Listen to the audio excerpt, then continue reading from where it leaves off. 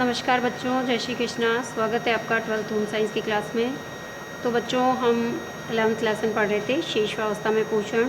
कल बच्चों हमने शेषावस्था के दौरान किन किन पोषक तत्वों की आवश्यकता होती है, जैसे कि ऊर्जा प्रदान करने वाले पदार्थ कार्बोहाइड्रेट्स है, प्रोटीन्स है, वसा है, मिनरल्स है, विटामिन्स है, रुक्षांश है, इन सभी पदार्थों के बारे में हमने पढ़ा। इनकी मात्रा के बारे में भी पढ़ा। विभिन्न आयु के अंदर जो है इनकी कितनी मात्रा की आवश्यकता होती है, इसके बारे में भी हमने अध्ययन किया। आज हम पढ़ेंगे बच्चों स्तन दूध संगठन और स्तनपान कराने से क्या क्या लाभ है, और माँ का दूध क्यों पौष्टिक होता है, क्यों अमृत तुल्य होता है, इसके अंदर कौन कौन से ऐसे पोषक तत्व पाए जाते हैं, इन सभी के बारे में हम अध्ययन करेंगे। तो चलते हैं बच्चों हम टेक्स्ट बुक की ओर। तो बच्चों, स्तन दूध का संगठन और स्तनपान। देखिए, माता का दूध जो होता है सबसे सर्वोत्तम दूध कहलाता है, क्योंकि माँ का दूध जो होता है शिशुओं के लिए अमृत के समान होता है। और शेषावस्था के प्रारंभिक महीनों के अंदर शिशु की जो पाचन तंत्र होता है बहुत ही कोमल रहता है और बहुत ही अपरिपक्व अवस्था में होता है। तो इसीलिए माता के दूध के अलावा वो अन्य किसी भी पदार्थ को जो है का पाचन ठीक ढंग से नहीं कर पाता। तो माता के दूध को पचाने के लिए छोटे बच्चों का जो आहार नाल होती है, छोटे बच्चों का जो डाइजेस्टिव सिस्टम होता है बहुत ही अच्छे तरीके से कार्य करता है, वो अच्छे से माता के दूध को पचा सकता है। इसीलिए स्तनपान ही बच्चों के लिए सबसे उत्तम आहार होता है। तो माँ का दूध बहुत ही पतला भी होता है प्रारंभ में, और जैसे जैसे शिशु के पाचन अंग मजबूत होते जाते हैं, डेवलप होते जाते हैं, वैसे वैसे दूध का गाढ़ापन भी बढ़ता जाता है। जो माताएँ अपने शिशु को स्तनपान नहीं कराती है उनके बच्चे कैसे रह जाते हैं, कमज़ोर और हमेशा बीमार रहते हैं। जैसा कि हमने तालिका 11.3 के अंदर मनुष्य के स्तन दूध की तुलना हमने गाय और भैंस से हमने की थी, आपने देखा था।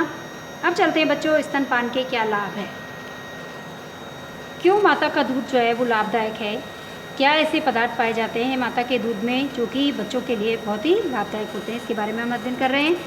तो माँ के दूध के अंदर एक लैक्टोज नाम का जो है पदार्थ पाया जाता है। ये जो लैक्टोज होता है दूध के अंदर होता है और इसकी मात्रा जो होती है बहुत अधिक मात्रा में पाई जाती है। ये कैल्शियम और मैग्नीशियम और एमिनो एसिड्स के अवशोषण में सहायता करता है। कौन? लैक्टोज। माँ के दूध में क्या पाया जाता है? लैक्टोज पाया जाता है, जो कि मैग्नीशियम, कैल्शियम और विभिन्न प्रकार के एमिनो एसिड्स का अवशोषण करने में सहायता करता है। इसीलिए माँ का दूध लाभदायक है। इसके साथ साथ माता का दूध जो होता है स्वच्छ होता है, जीवाणु रहित होता है ना, सुपाच्य होता है, और इससे शिशु के अंदर किसी प्रकार की कोई विषाक्तता नहीं हो सकती, किसी प्रकार का रोग होने का डर नहीं रहता। माता के दूध के अंदर शिशु के लिए आवश्यक सभी प्रकार के पौष्टिक तत्व पाए जाते हैं, सभी प्रकार के पोषक तत्व होते हैं इसके दूध में, जिसके कारण ये दूध सुपाच्य होता है और अमृत के समान होता है, विभिन्न रोगों से बच्चे को बचाता है। माता का दूध शिशु को सही तापक्रम पर प्राप्त हो जाता है और दूध को गर्म भी नहीं करना पड़ता है। बिल्कुल सही है कि माँ का दूध जो होता है उसका टेम्परेचर भी नॉर्मल रहता है, उसको गर्म करने की नीड नहीं होती, और ताज़ा भी होता है, फ्रेश भी होता है ना, समय पर उसको उपलब्ध हो जाता है। बहुत सारे लाभ है इससे। इसके साथ साथ माता के दूध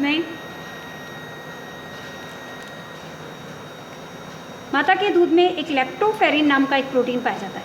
एक तो हमने देखा था कि दूध में लैक्टोज पाया जाता है, एक होता है लैक्टोफेरिन नाम का एक प्रोटीन होता है जो कि शिशु को आंत संबंधी रोगों से बचाता है। समझ में आया? दूध में, माँ के दूध में क्या पाया जाता है? लैक्टोफेरिन नामक एक प्रोटीन पाया जाता है जो कि बच्चों को आंतों में होने वाले रोगों से बचाता है। माता के दूध में अत्यधिक मात्रा में प्रोटीन और एंटीबॉडीज़ पाए जाते हैं जो कि शिशु को कुपोषण होने से बचाते हैं, विभिन्न प्रकार के रोगों से बचाते हैं, और ये गंभीर रोगों से शिशु की रक्षा भी करते हैं। अब माँ के दूध के अंदर लैक्टोज की मात्रा अधिक होने से शिशु को कब्ज नहीं रहती है ना, कॉन्स्टिपेशन नहीं रहता है।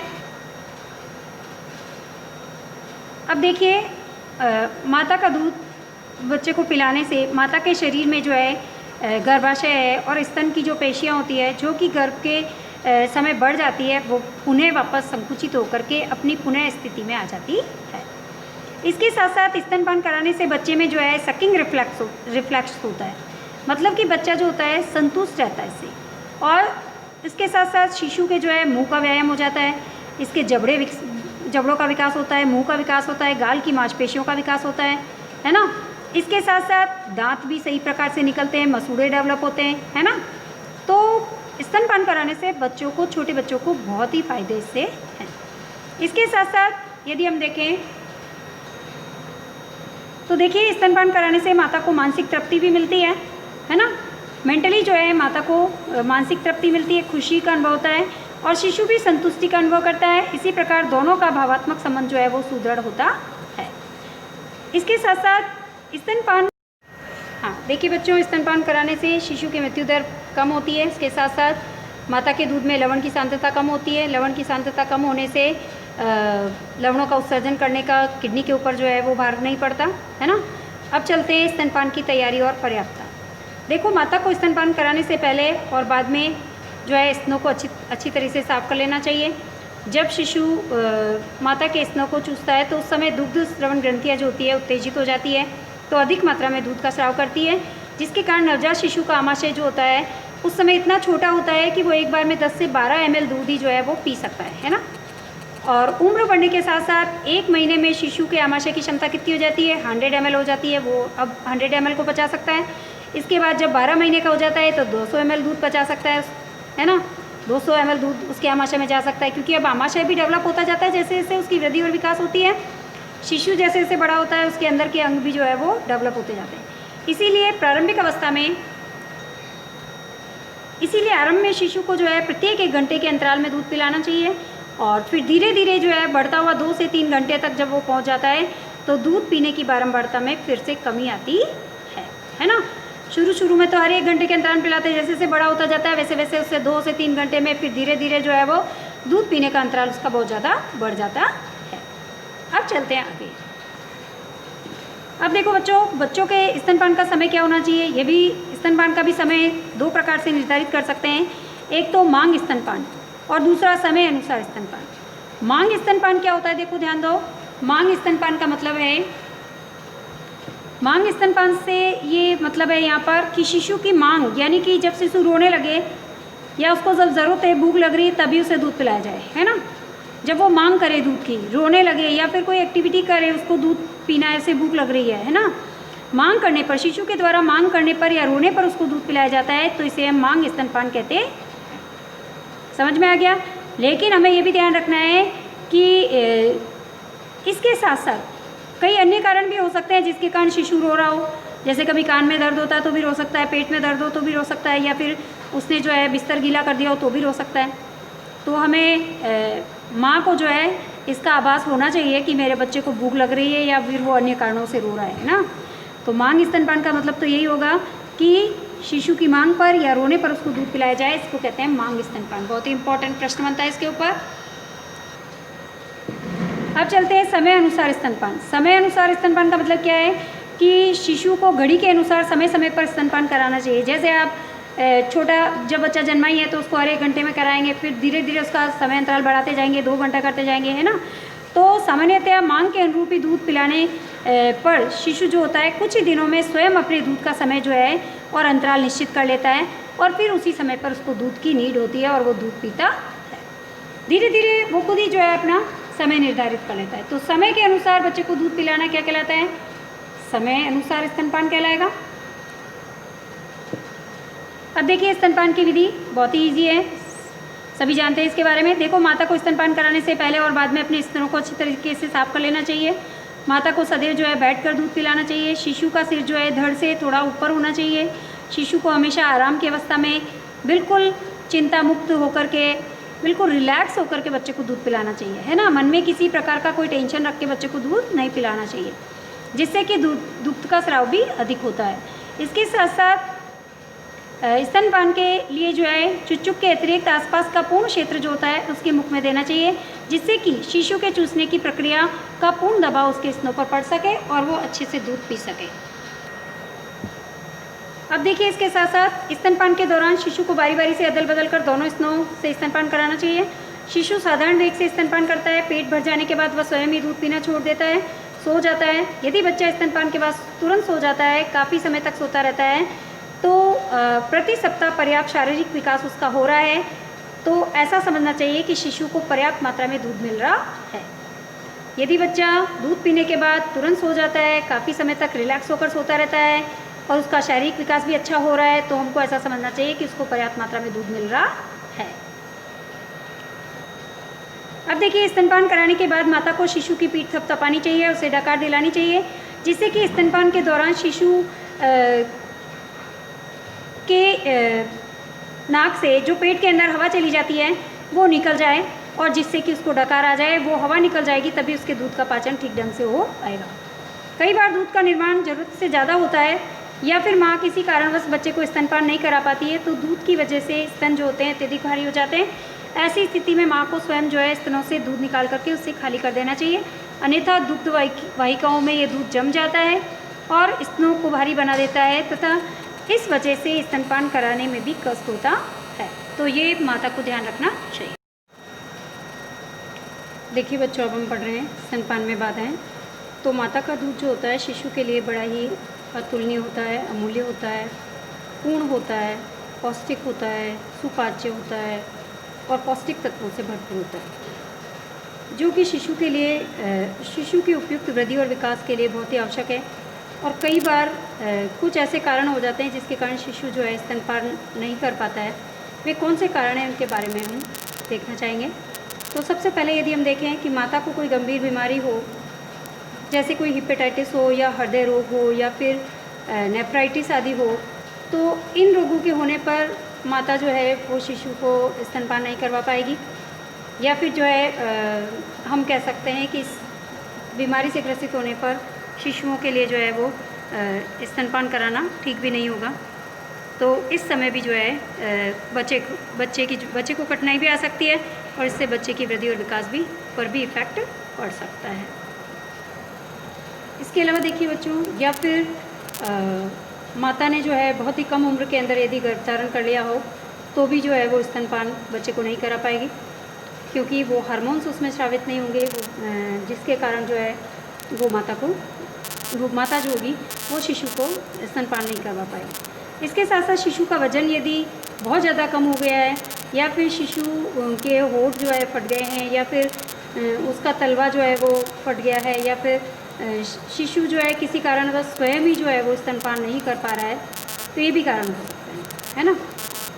इसके अलावा हम कह सकते हैं कि या ऐसा भी कारण हो सकता है कि माता के स्तनों में पर्याप्त दूध का निर्माण नहीं हो पा रहा हो, है ना, या दूध का स्रवण नहीं हो रहा हो। हाँ, तो ये भी कारण है जिसके कारण बच्चों को जो है पर्याप्त मात्रा में दूध नहीं मिल पाता है शिशुअवस्था में। इसके साथ साथ ये भी हो सकता है कि माता अनुपस्थित हो, है ना, तो इसके कारण भी बच्चों को स्तनपान नहीं कर पा रहा हो। तथा माता की असमय मृत्यु हो जाने पर, जैसे कि कई बार ऐसा होता है कि शिशु को जन्म देने के बाद माता की डेथ हो जाती है, तो माता की असमय मृत्यु हो जाने पर भी जो है शिशु जो होता है स्तनपान से वंचित रह जाता है। अब देखिए, ऐसी परिस्थितियों में शिशु के जीवन को बनाए रखने के लिए तथा उसे पोषण प्रदान करने के लिए शिशु को ऊपरी दूध पिलाया जाता है, जिसे हम कप से, कटोरी से या बोतल की सहायता से देते हैं। ये जो ऊपरी दूध होता है शिशु को या तो हम गाय का या भैंस का या बकरी का दूध देते हैं, या फिर हम पाउडर का दूध भी देते हैं, है ना।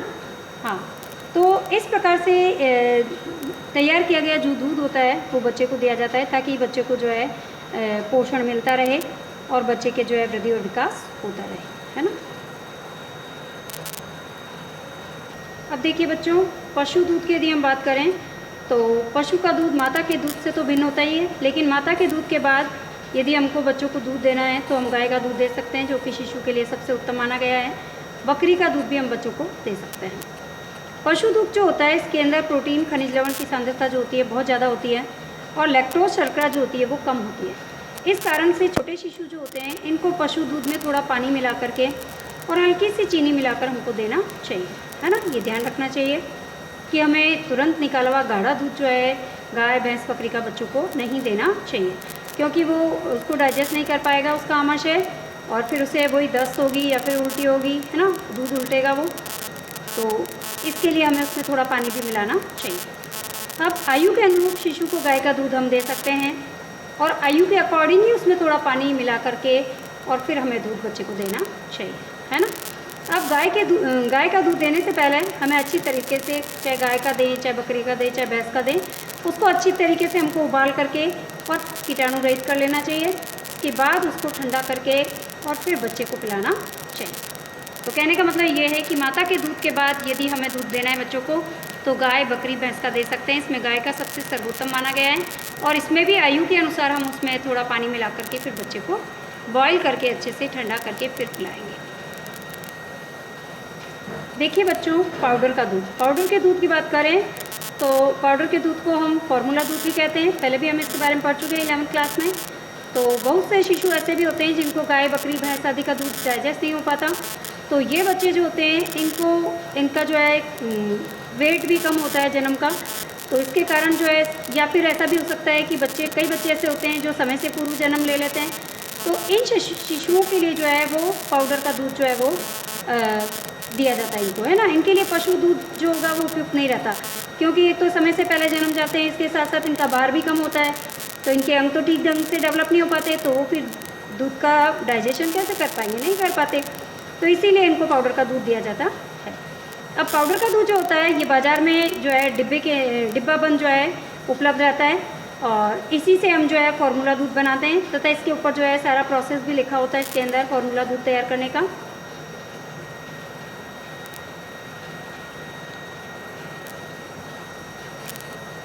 अब देखिए, इसके साथ साथ शिशु को उसकी आयु और भार के अनुसार ही जो है दूध पाउडर की मात्रा जो है इसके ऊपर सारी निर्देशित होती है डिब्बे के ऊपर। उसके अनुसार ही हम जो है इनके लिए जो है पानी को बॉईल करके उसके अंदर जो है आवश्यकता अनुसार उसके अंदर पाउडर डालकर, दूध पाउडर डालकर फिर उसको खूब अच्छे से जो है वो मिक्स किया जाता है, और फिर तैयार करके अच्छे से और निसंक्रमित की गई कटोरी या चम्मच या बोतल से फिर शिशु को दूध पिलाया जाता है।